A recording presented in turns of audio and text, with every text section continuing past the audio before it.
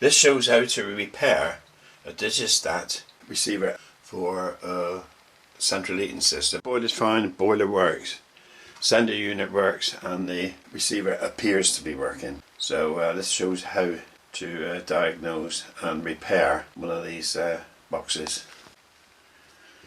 This is a Digistat receiver unit for a central heating system. They're quite common in the UK. The problem is it's working fine. It appears to be working fine. You've just seen the red light flash. That's a heartbeat thing that means that it's functioning okay. It flashes like that about 10 times every sort of couple of minutes. Now the problem is, this is the sender, this is the thermostat itself. It's not telling the boiler to turn on. If I increase the temperature until I get a flame, now I get a flame, this one will start flashing red for about 12 seconds, and then the heating on. Now the heating's on, but the boiler hasn't fired up. That is the problem. So the RF side of it, the communication between the sender and the receiver, must be working because it's responding to the transmitter. If I turn this off by reducing the temperature, now he'll flash for 12 seconds again, and the green light, heating on light, will go off. There. So it's working perfectly alright. The trouble is it's not turning the boiler on at all. So I'm going to have to take obviously the receiver that's the problem, or where this cable goes into the boiler. But there's not much to go wrong in there. It's only 2 leads. So this one's going to come off, and I have to take that one apart. This cover is opening up the case. It's held together by a couple of clips, and once you got the cover off,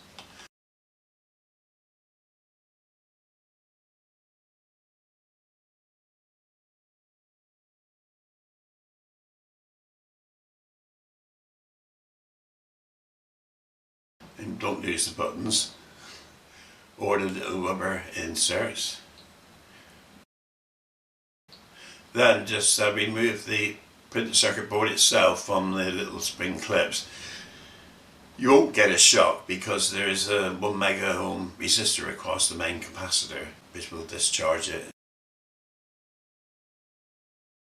I've got my sender unit here, which I'm going to turn down to basically turn it off. I want to connect my mains voltage to the input here. Don't do this yourself unless you really do know what you're doing, because everything is lethal now. Everything is live here. So as soon as I plug the plug in, everything is quite lethal. So volts, DC. That's AC volts. Now I'm going to plug in the main supply. Right, now it's actually energized. So, I say the power is actually coming in here. Through this is a capacitive voltage reduction. They're quite common. It's transformerless power supply. They can only supply very small amounts of current. But basically what happens, you got one or two inline resistors. In this case these are 2 100 ohm resistors on each line, live and neutral, which is surge protectors. So the AC comes into the main reducing capacitor, and it doesn't reduce the voltage. This is what you get: AC in, mains in, and AC mains out. But what it does restrict is reduces the current flow. Now I can't touch it now because it's all live, but I'll show you it later. On the other side there's a bridge rectifier which would be feeding this capacitor, electrolytic capacitor. So that would and it would still be at mains voltage, but in circuit it will be a Zener diode which will clamp the output voltage. So I don't know what that output voltage is or what it's supposed to be. So but we'll start off with, I've got the voltmeter on AC, so you see we got 240 volts, which is about 310 volts peak to peak. So now I'm going to do exactly the same. I'm going to do the show and I'm going to put on the capacitor. It's 240. Now at the other side of the capacitor,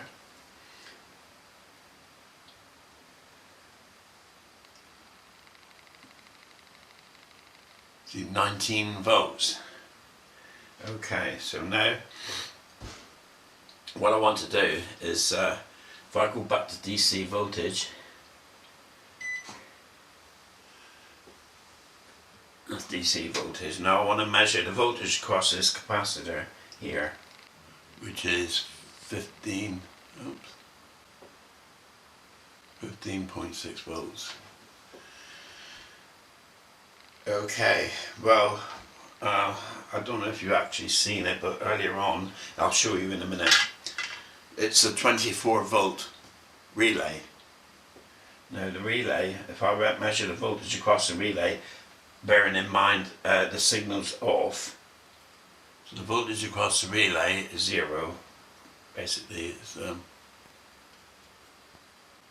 basically 0. So now what I want to do is I'll increase until I get the flame signal. Right, I've got a flame now. Now that should pull the relay in. But let's check the voltage now across the relay. It's 8.5 volts. And this is a 24 volt relay. If I put it across the capacitor again,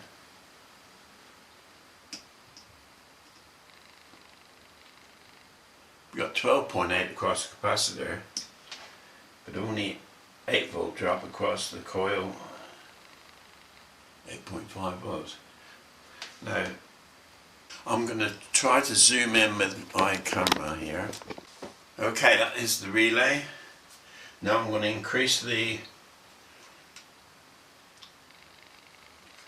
thing until we get a flame. Now usually it takes about 10 to 12 seconds. 3, 4, 5, 6, 7, 8, 9, 10, 11. There, it actually operated that time. So we'll just come out of it. Again, about 10, 12 seconds. And it's already operated, I think. It just 12. There, it's just dropped out again. So again, the flame on.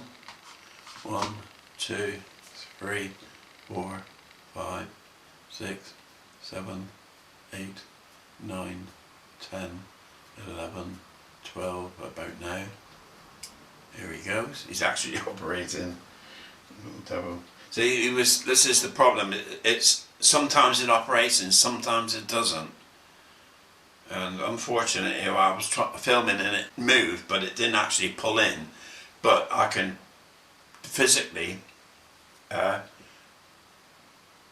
pull the points in and it will hold. It's got holding current, but it doesn't always reliably pull the contacts in. The problem is that this capacitor, this big capacitor here, loses capacitance.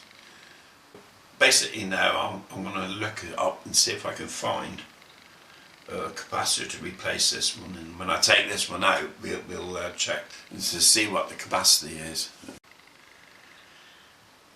So we got mains comes in here, you got neutral and live. Across the mains you got a small filter capacitor. That's to filter out high frequency noise and spikes. You got a surge inrush limiting resistor. That's a cheap way to do it. Thermistor is the proper way to do it, but this is quite okay. That's 100 ohms, but you've got another one here in the neutral line. Sorry, one in the live line and one in the neutral line. All that is to split the load between two resistors, two 1 watt resistors. So the heat produced is only half in each resistor, any heat. So produced. So AC comes through to this main filter capacitor. Sorry, comes through to this. I would call it the main capacitor. So what happens then is the reactance of this capacitor is kind of acts like a resistor and limits the current flow. It doesn't reduce the voltage, it just limits the current flow down to, in this case, down to, I don't know, say 50 milliamps. So we still got mains voltage at 50 milliamps. So that now goes through a little block of discrete diodes making up a bridge rectifier. So DC out of the bridge rectifier gets clamped by a Zener diode, which I can't quite see at this moment in time, and the electrolytic capacitor here, which is at 47 microfarad, about 63 volts, is just moved in the output. So that's how the power supply works. Well, they can't deliver very much current, so,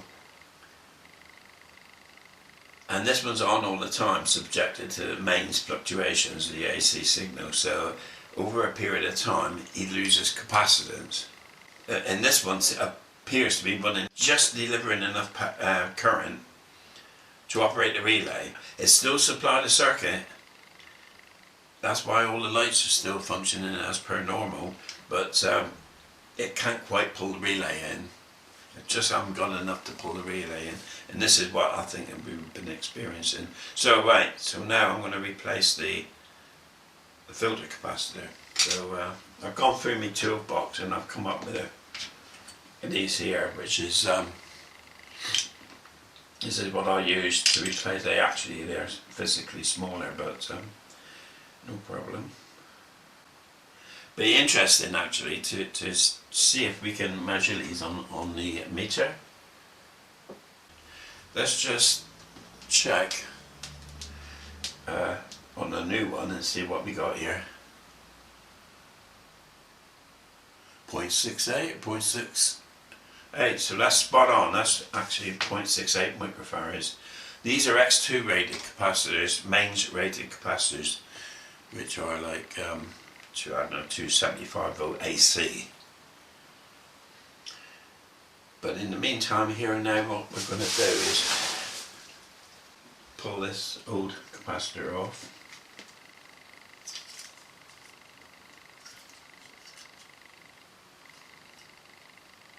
Right. Glue it on.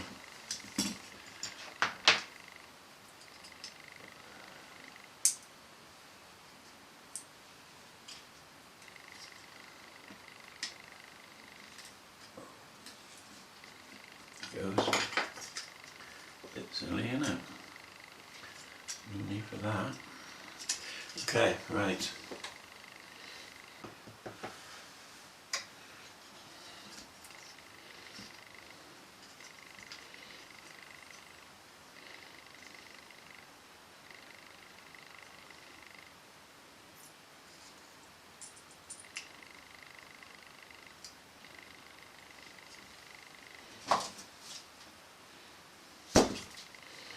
It's often good to add solder,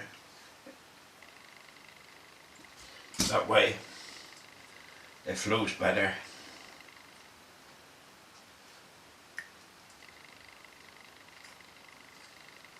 There he goes. Right, what I would like to do now is check this one on the meter and see what we got on the meter.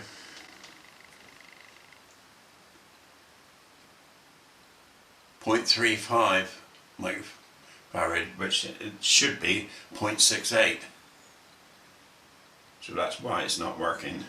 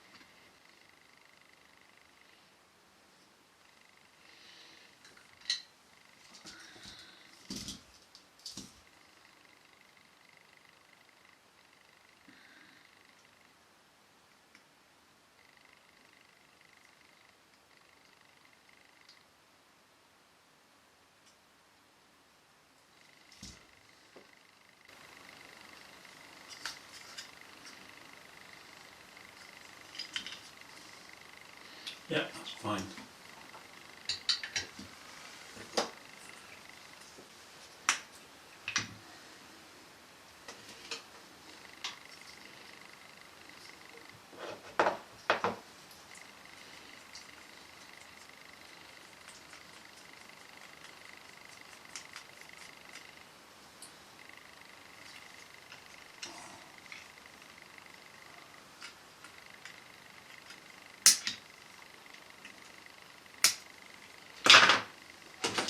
Okay, right, that's that done. Let's just see what happens. I would like to see what the voltage is now across the relay when it's operated. So, everything back together again.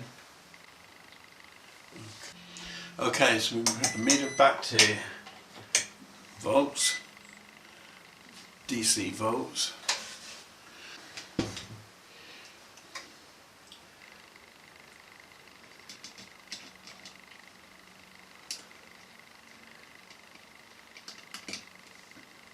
Connect up the supply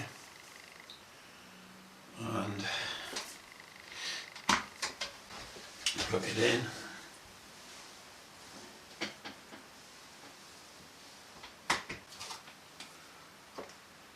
We have the flame not energized yet, so we might see, you know, if I take it up to the flame, 1, 2, 3, 4, 5, 6, 7, 8, 9, 10, 11, and it's pulled in. So now this is the voltage I want, the DC voltage across the coil.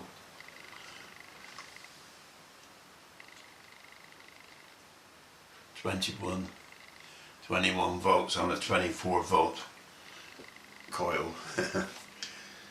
So now it'll work fine. So that's that repaired, and again drop it out of the flame about 12 seconds and it'll revert. 8, 9, 10, 11, the hours dropped out.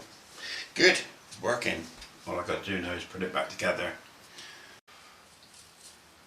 As a summary, I've decided to explain 3 things. The first one is the circuit diagram. This is typical of a transformerless power supply. This is the particular one that was in the receiver. You've got 240 volts AC. Mains coming in here to a small capacitor, which is a filter capacitor, across the line, live line to neutral line, to filter out any high frequency noise or spikes. Followed by 2 resistors, one in the live wire and one in the neutral wire. The reason for having 2, the total is 200 ohms, they're 100 ohms each, 1 watt. So the purpose of having 2, it shares any heat that's generated is shared between 2 rather than one getting sort of twice as hot. 100 ohms each. And then through the main capacitor, which is 0.68 microfarad. This actually limits the current. It doesn't reduce the voltage, it just limits the current to whatever. We'll work that out. And supplies that through to a bridge rectifier, which again in turn supplies a smoothing capacitor and a Zener diode. Well, the Zener diode I believe is about 18 volts, and that's the clamp. It clamps the output to it. If, without the Zener diode you would have mains voltage here. The Zener diode regulates the voltage, if you wish, to whatever the Zener diode is, which is 18 volts. And basically it's as simple as that, that's how it works. But what I wanted to do now was how much power is being supplied to this circuit. Bearing in mind we've got to pull a relay in. So we want to work out the reactance of the capacitor at the mains frequency, which is 50 cycles. And we'll have to add the 200 ohms because they're in series, that to whatever the reactance the capacitor is. So how to do that is it's 1 over 2 pi frequency capacitance in farads, which would be 1 over 2 pi 50 capacitance will be 6 zeros 68 farad. I'll calculate that.